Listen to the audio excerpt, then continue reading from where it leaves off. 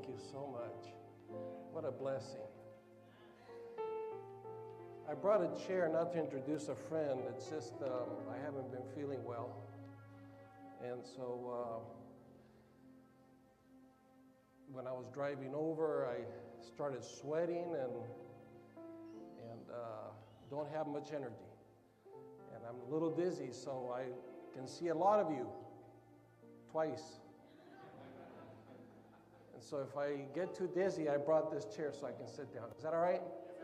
Because I don't want to fall down and then have you folks try to pick me up.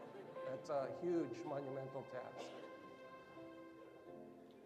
You know, besides not feeling well, I am happy to be here. I always tell Sonia, I love coming to this church. Not because of the building, not because of the place, because we're warm in Michigan at this time of the year. Is that all right? But because of you. This church has always been very kind to us. And so I'm excited about what's going to happen tonight, and I'd like your prayers. So this afternoon I'm feeling better. But we're going to tread on because I know that every time we used to have seminars on the home and marriage, a month before the seminar, our home turned to hell. And we've been married for a long time, and we don't argue a lot. We work together, travel together. But it seems like before a seminar, the devil hits your home and then says, what do you have to talk about? But I've learned that we keep on. Is that all right? And I think the same thing is happening here. Is that right before God is going to do something important, the devil is also trying hard. So tonight, I'd like to invite you. I'd like to invite you to make an effort. 7:15. We're going to start a series called Restart. Restart to a life worth living. And we're going to have several subjects. Oh, I guess that didn't show very well, but oh, there they are. All right. So tonight we're going to go from selfie to selfless. I believe tonight's message is going to make a difference because a lot of people today are living lives unfulfilled. And they're trying to find the reason in something that will give them satisfaction, fulfillment in their lives,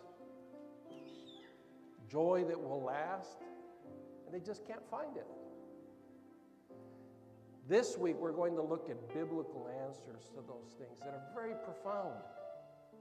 You're going to come, and when you leave, you're going to say, you know, God is making a difference in my life as never before. So I'd like to invite you. Just today I'm going to have a short subject because I don't think I'm going to be able to go through it all. But I said, I need to be there. Is that all right? I called Pastor Layton this morning. I said, I'm struggling with a headache, but I will be there even if by the way, I've done this before. I've preached with vertigo, and they had a CPR kit beside me, just in case I died. Now, I think I told you this at that time. I told them that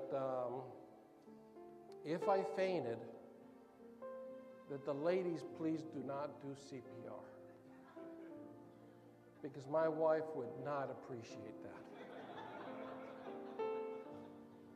And then I said, the men, please do not do CPR either. Because of all things, I really want to die a dignified death. Is that all right? So anyways, we've been there before, and we're going to tread on. You know, the reality of all this is we are in a great controversy. For our struggle is not against flesh and blood, but against the rulers. This is kind of far away, so I'll have to read it back here. Against the authorities, against the powers of the dark world, and against the spiritual forces in the heavenly realms. And This is a reality, folks, that we cannot deny. We cannot deny this. A lot of people don't believe in the devil as a real being or spiritual forces, but we cannot deny, and it's getting stronger. We can feel the winds. For everything that God does, the devil is counterfeiting. And he doesn't do it because he's somebody who enjoys counterfeit. He does it because a lot of people take the counterfeit for reality, and it becomes the demise of their lives. To ruin their lives and destroy, to bring pain. So I want to share with you this morning, very briefly, a few things that matter to the heart of God. And these are the things we'll be talking about this week. The first is grace matters. Grace matters. The gift of God really does matter. You may say there are other things. Grace matters above all. You see, the Bible says in Colossians 1 and 21 and 22, once you were alienated from God and were enemies in your minds because of your evil behavior. But now He has reconciled you by Christ's physical body through His death to present you holy in His sight, without blemish, and free from accusation. And although these things we know, we've heard them before, but I dare say that in this room today, even among those that are followers of Jesus Christ, we live a grace roller coaster.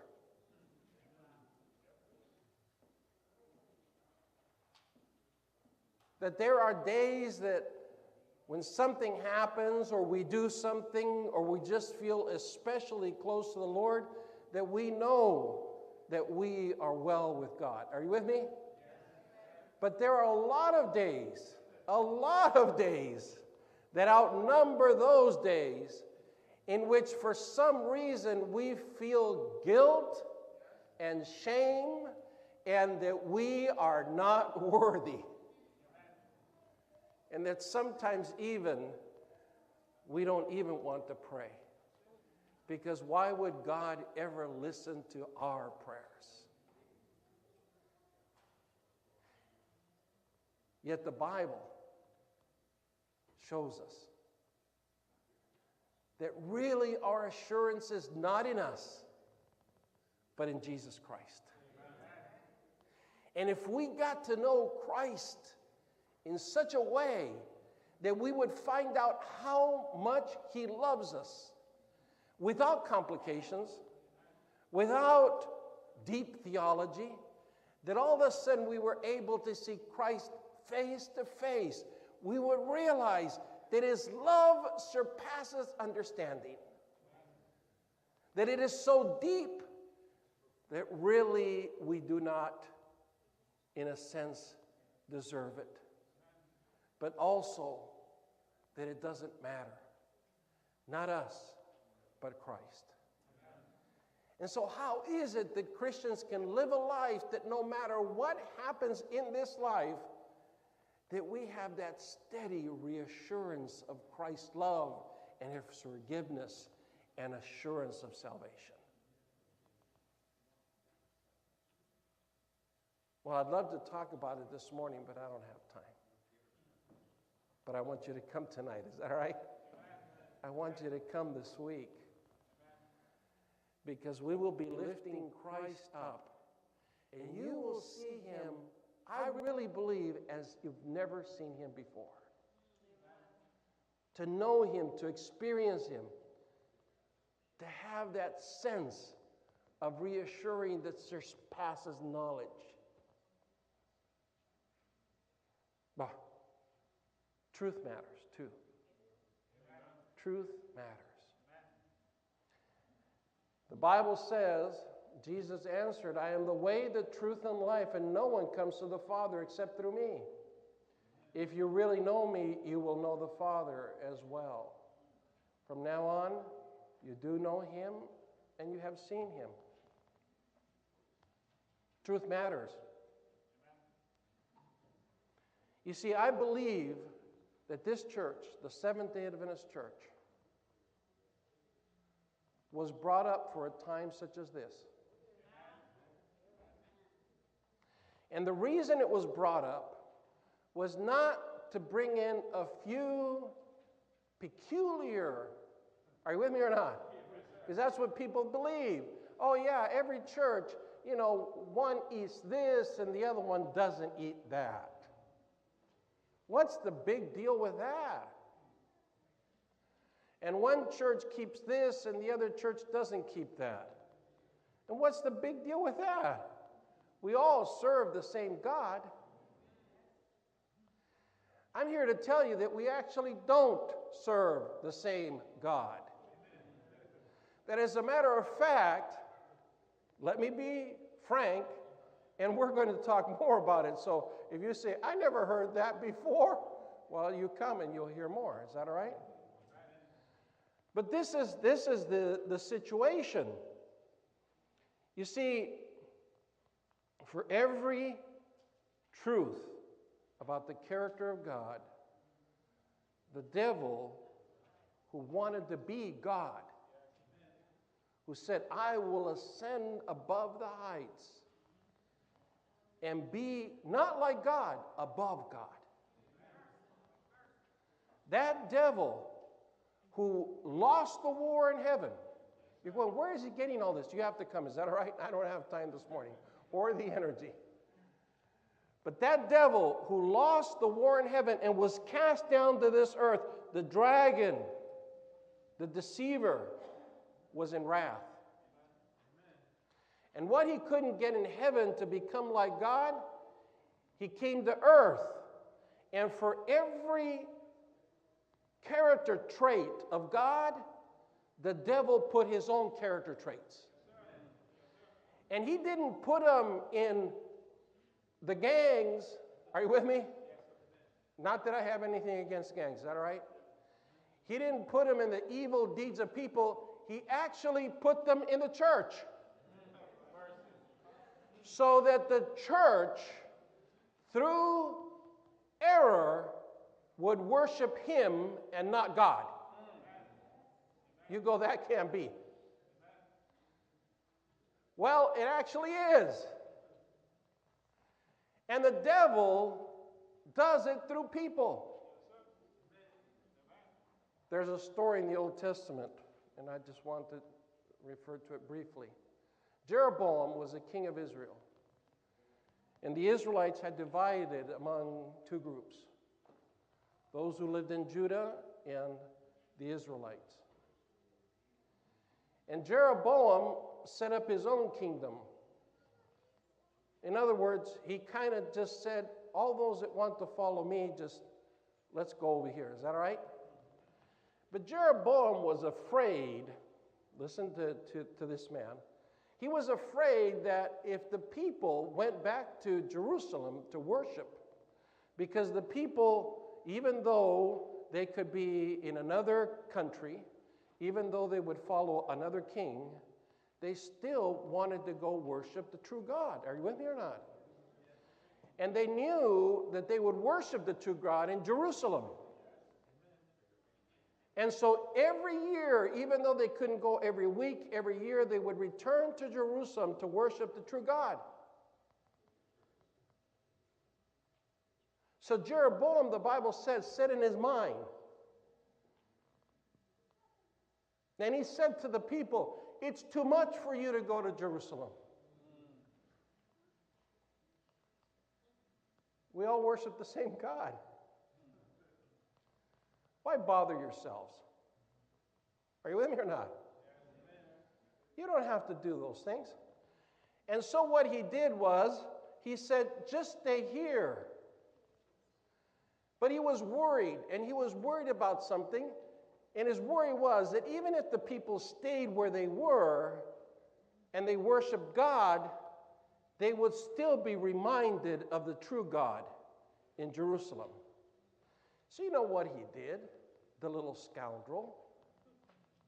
Do you know what he did? He actually did 3 things. Incredible. Things that you and I maybe say, what does that have to do with anything? It said that he changed the day. He changed the day. In other words, if they would go to Jerusalem on such a day every year, he changed the day and the month to another day on another month. Did you get that? You go, what does that have to do with anything? It has to do everything.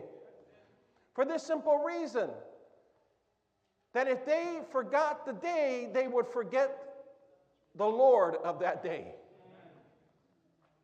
Did you get that or not? They wouldn't have any reason why they would even remember the Lord, because it was not his day. Are you getting it or not? And then he said he established priests that were not among the Levites. He just got his friends and said, you go ahead and be a priest. Because he knew that as long as the people were not mediated for, are you with me or not? That somebody was not mediating for them, they would not return to the king. And then he said, he established gods that were not God. He said, these are your gods. And he set one up in Bethel, and the people would go and worship. And they forgot the God of Israel. Isn't that incredible? It's not incredible. You know why? The game plan is the same. The devil was using Jeroboam to get the people of God to go away from the true God. Are you with me? He was using a person to actually confuse Israel to the point that they would not be worshiping God, they would be worshiping him through Jeroboam. You say that can't be true. Actually, it is. You know why? Because in the last days, the devil does the same thing. The dragon gave authority and power to the beast. Are you with me? And that beast said that it spoke blasphemous words against God. And did you know what that beast did?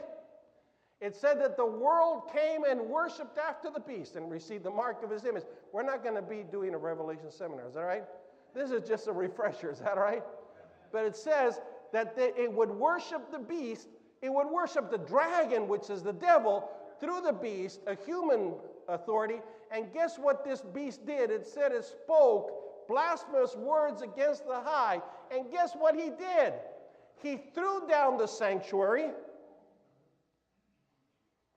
You go, what's that have to do with anything? Wait. You know who's in the sanctuary interceding for us? Jesus Christ. When you throw down the sanctuary, you throw down the mediation of Jesus Christ. And you go, that can't be true. Millions upon millions of Christians today are worshiping not God, but a system that takes them away from God.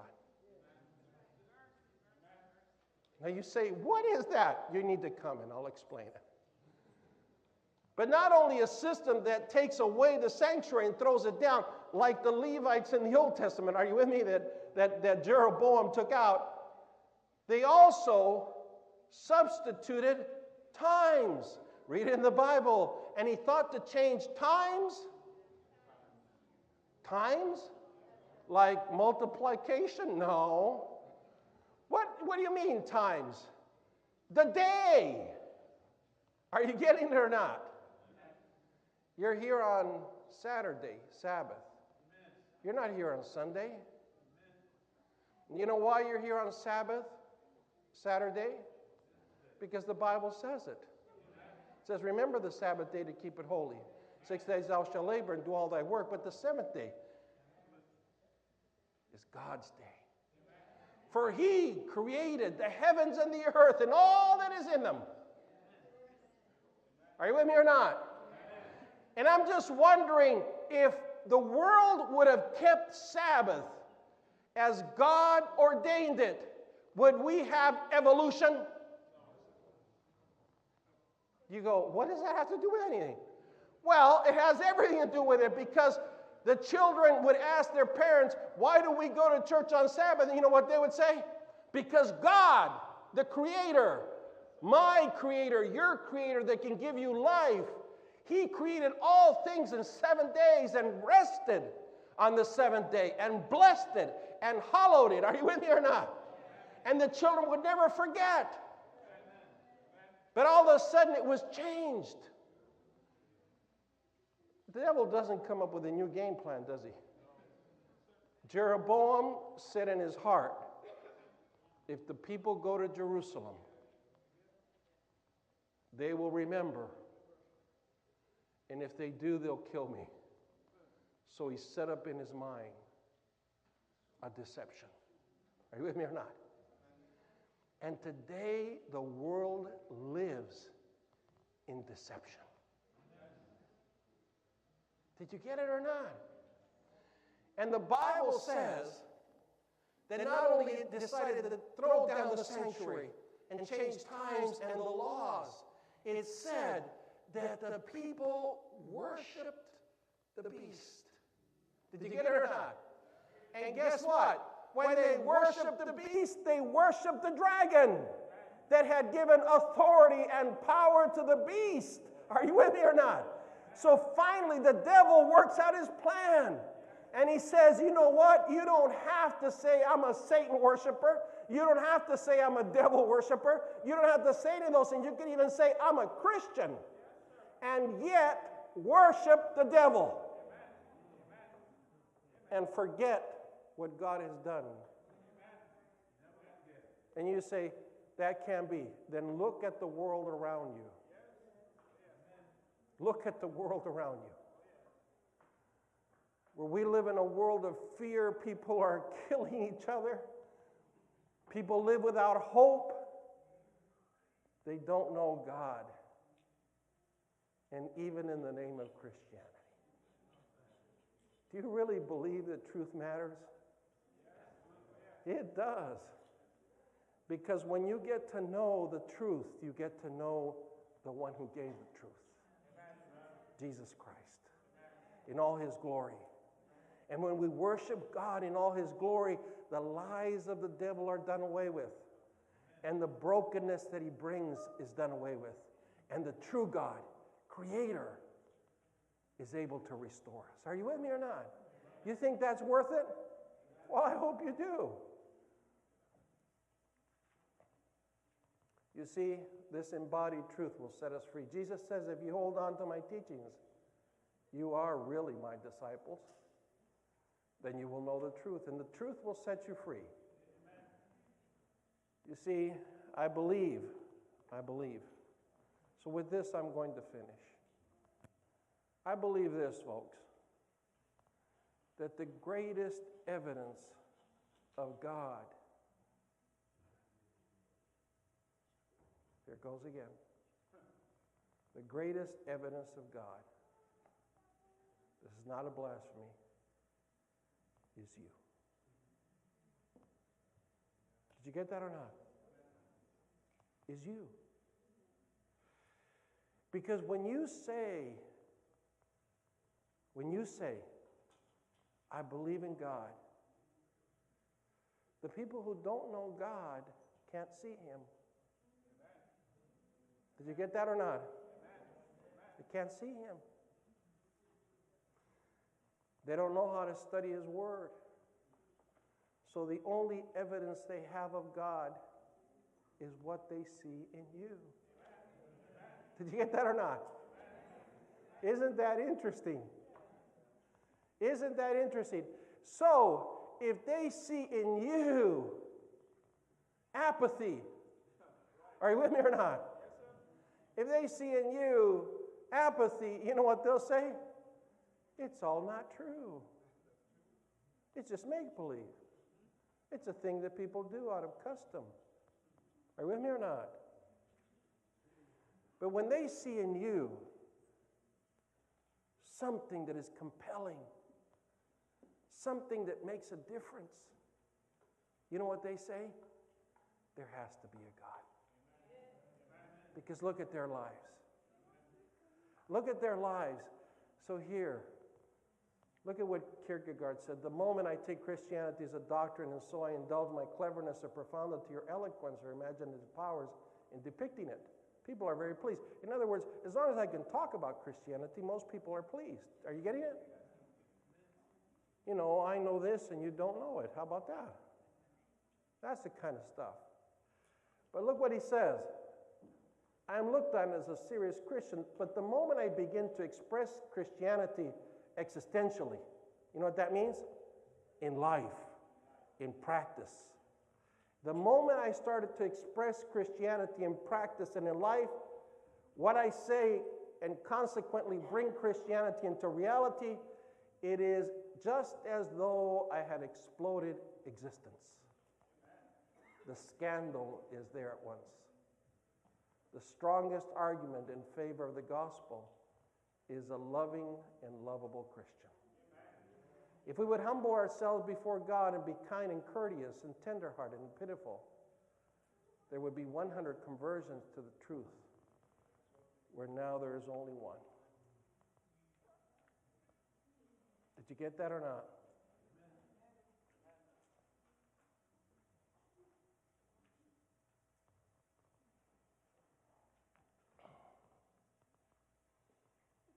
Do you believe it matters? Do you believe in God? Does that God that you believe in, has He made a difference in your life? Then show it. Then show it. Do you believe that in these days it makes a difference who we worship and how we worship Him and how He transforms our lives? Then show it. Do you believe that God in people's lives makes a tangible difference?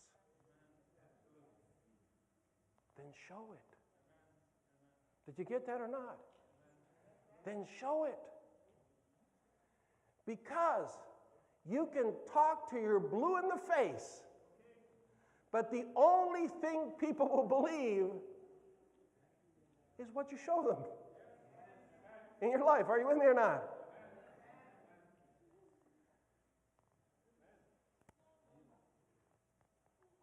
In Trinidad, I was holding a class and for a whole week, and a lady showed up that I didn't recognize, didn't look like a student.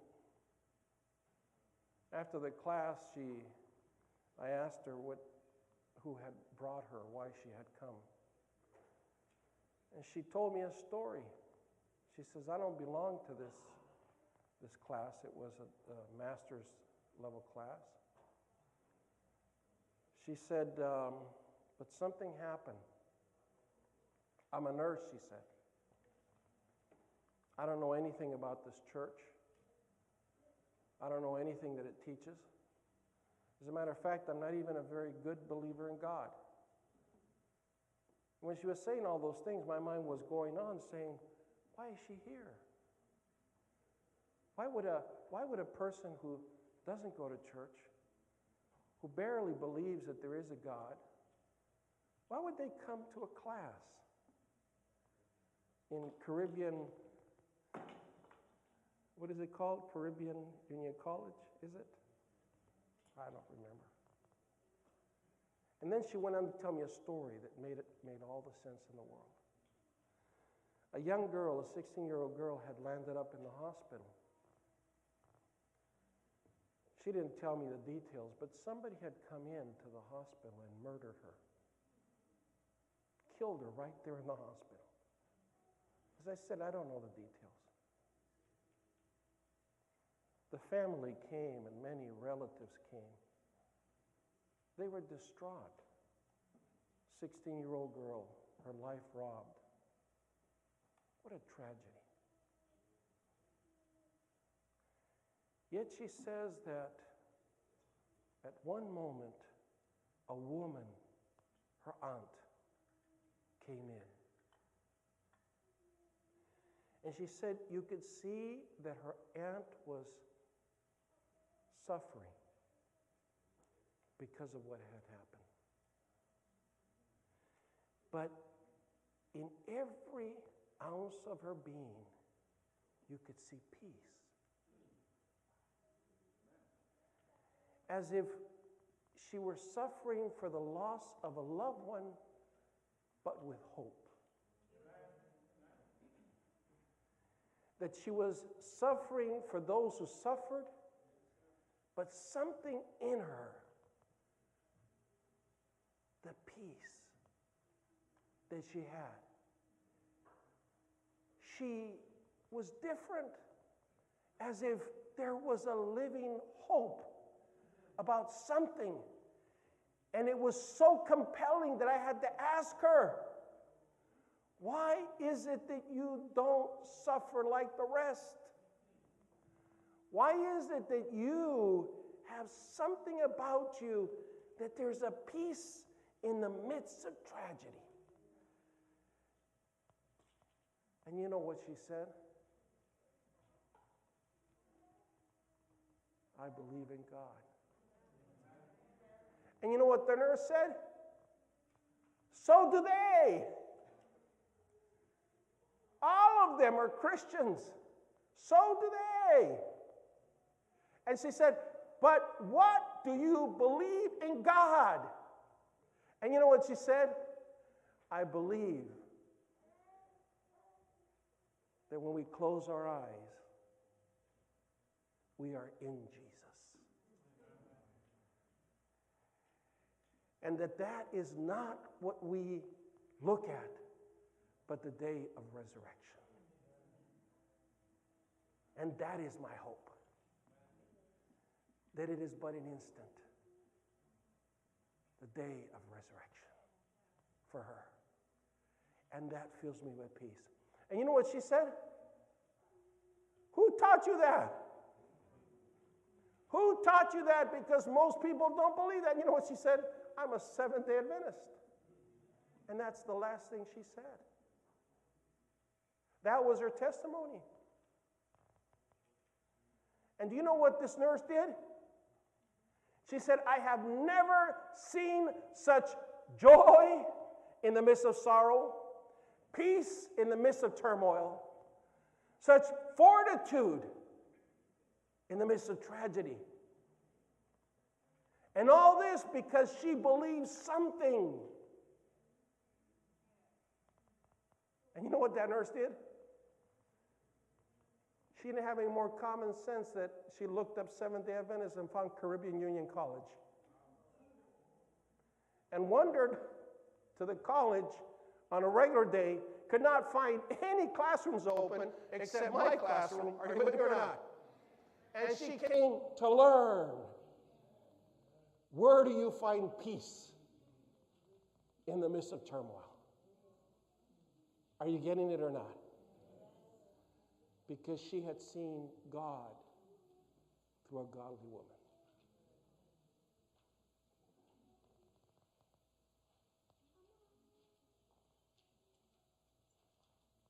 Do you believe in God? Then show it.